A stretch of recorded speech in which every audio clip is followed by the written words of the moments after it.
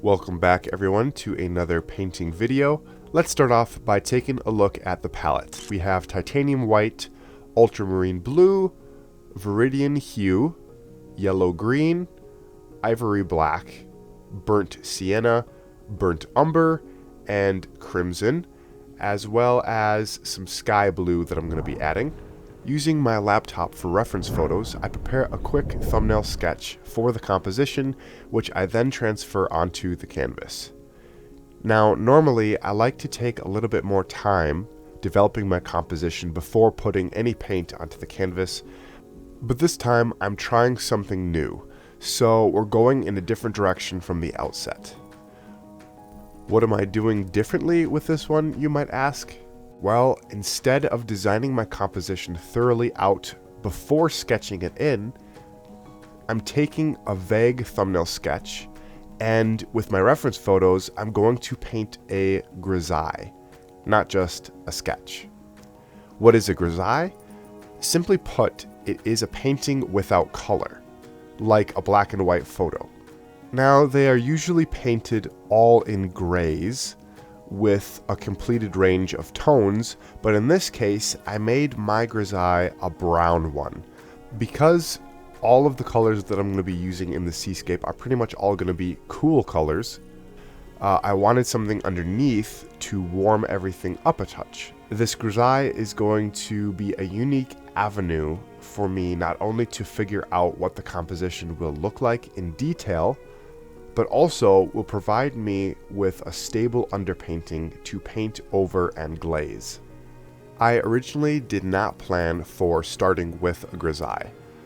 I began the painting with a simple sketch as you saw, but my lack of direction and planning caused me to hyper-develop the sketch to the point that it became my first ever grisaille. Now, as I did this, I didn't even know what to call it or what it was. To me, I was simply trying to figure out what the composition would look like in detail, so it was natural for me to paint the sketch out to this extent. I don't think I even knew what a grisaille was when I started painting this. To me, it was just a highly rendered sketch that would provide me with direction before I put the blocking on. But then I started to research what a grisaille is and decided that I was going to employ this technique with this particular painting. So that's what I went with.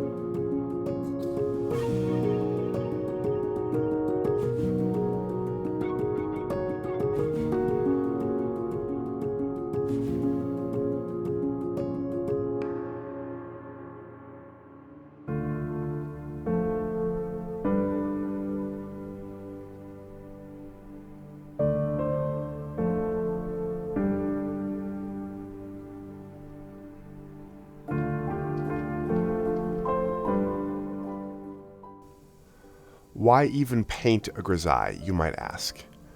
Well, I normally start with a basic sketch before blocking in the canvas, whereupon I start modeling the image until I'm ready to finish up with those final details.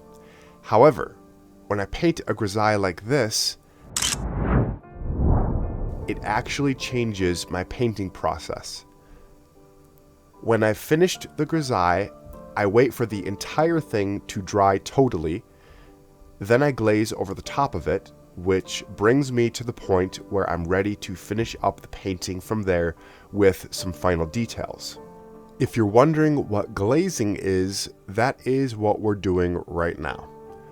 There are certain paints, like ultramarine blue for instance, that are rather transparent.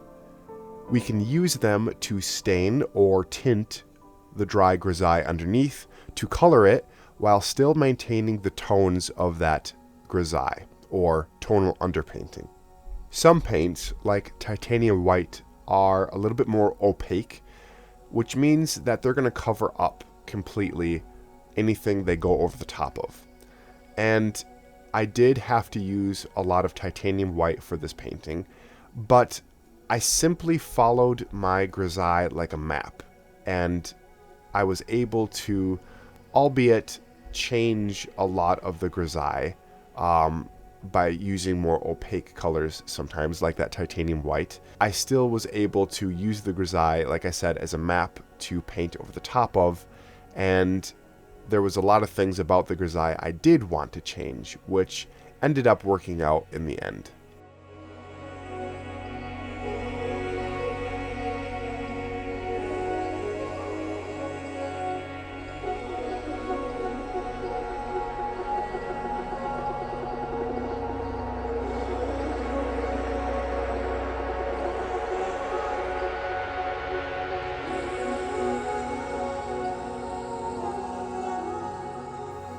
I feel myself stepping back and forth between two painting styles, and I cannot choose which I like better. One of them dives deeper into that realistic, highly rendered kind of look, with more details and tighter strokes, while the other, which is represented by the painting I'm currently working on here, is far more loose and focuses more on the painting as a whole. Quick, well-placed brushstrokes that look like mere blobs of raw paint close up come together at a distance and flow collectively to form unmistakable patterns and details. What style I will choose in the end, I'm not sure. Maybe someday I will find a way to blend the two styles and come up with something raw, loose, and unfiltered, yet realistic. In fact, this is a great question for the comments, and I would love to hear what you guys have to say. So let me know what style you prefer. Do you like realism? Are you more impressionistic? Or do you like to do more abstract? How would you describe your own personal style? Are you more painterly, or do you like details? I still feel like I am exploring different painting styles, even though I've been painting professionally now for probably about 3 years. I still feel like I want to explore what's out there, and I don't know that I ever will arrive at something that I'm totally happy with, but I've done a few paintings that I'm really proud of, and others that helped me figure out what I don't want my style to look like. But there's this strange feeling that I wonder if all artists have, where you're always trying to get better. And each new painting you do, you look at, and at least for me, I can't help but think, oh, I could have done that better. Or I could have improved this, or maybe if I don't know specifically what it is I could have done better, I think, I want to be able to do better than this.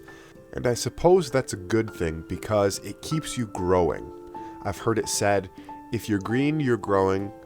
If you're ripe, you're rotting. I think that is great advice for painting, but there's still this idea that what you see, especially for me because I'm a landscape artist, what I see out in nature carries with it a certain quality of beauty and myth, if you will, that I appreciate very deep down.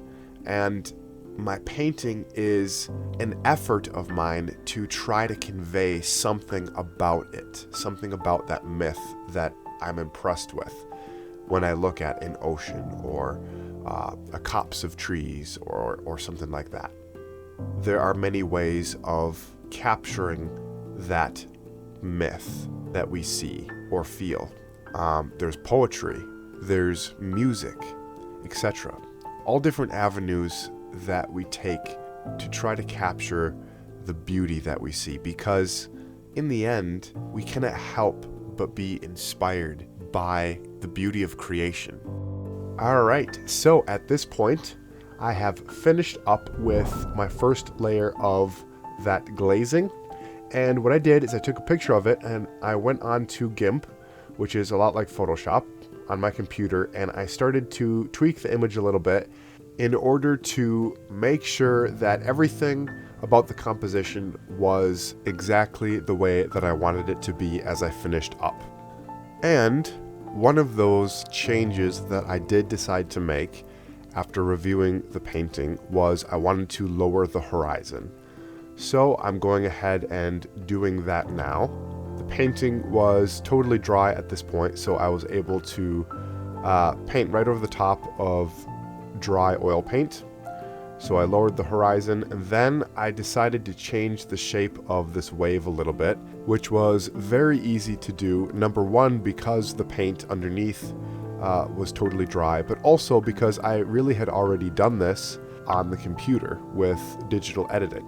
And I guess right here I would like to point out how beneficial it is and has been for me as an artist to be able to take pictures of my paintings and then go onto the computer with them and tweak them digitally just to see if certain changes that I could possibly make to them would improve the painting. Normally I like to think that I get all of that ironed out from the outset, but oftentimes, even though I may think that I know exactly what I want the painting to look like from the outset, later on in the painting I can have a change of heart. Being able to do that has been very beneficial to and very integral to my painting process in deciding if I want something to be a certain way.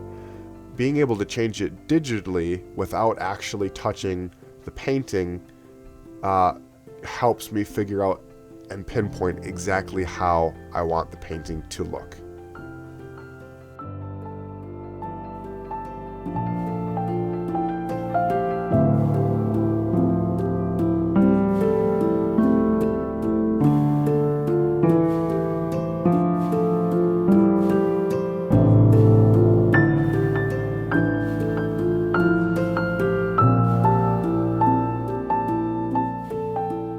When painting in this looser style, there is more than just a picture of the ocean I want to portray.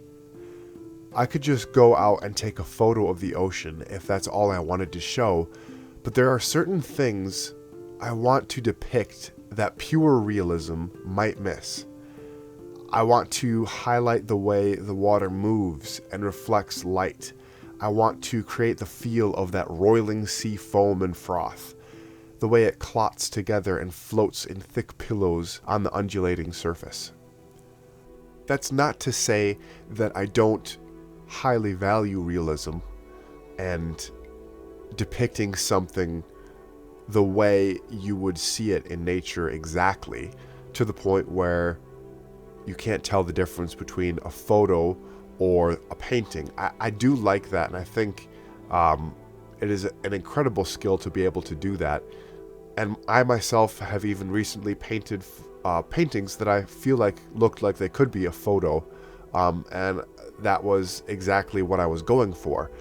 But there's just something to me that I feel like I like even just a little bit more, where you're able to paint something real in a fantastical kind of way, highlighting certain things that really draw the viewer's eye in and hint at something that you wouldn't be able to see with your naked eye. Because we live in a digital world, we're so used to seeing photos. We can whip out our phone and snap a quick picture.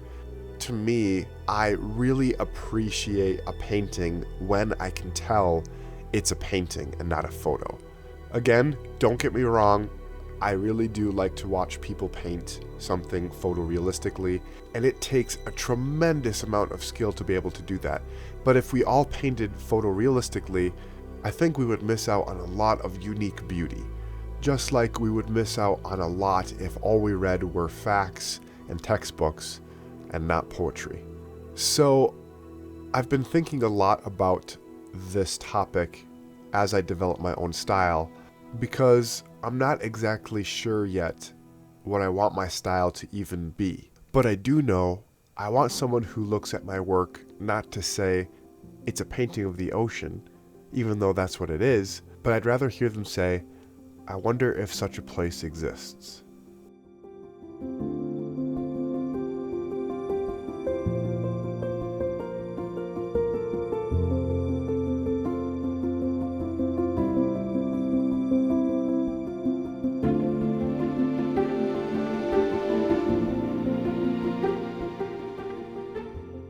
When putting on those final details to finish up your painting, like I'm doing here, they don't have to be super complicated to have the detail jump out and really stand out.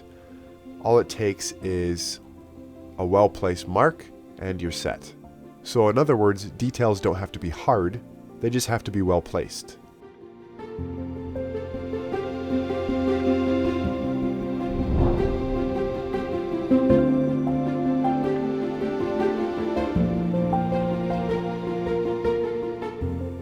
Right here, you see me applying the final highlights to finish up the painting. This is basically pure titanium white I'm putting on, but I would love to thank you guys so much for watching, for coming out to the studio. One thing I would like to mention though, earlier you saw me adding in a little bit of a different background sky. It was still very simple. All I really did to accomplish that was I lightened the clouds and I added in some darker blue in between them. Thank you guys again. We'll catch you in the next video, and until then, God bless you guys. We'll see you later.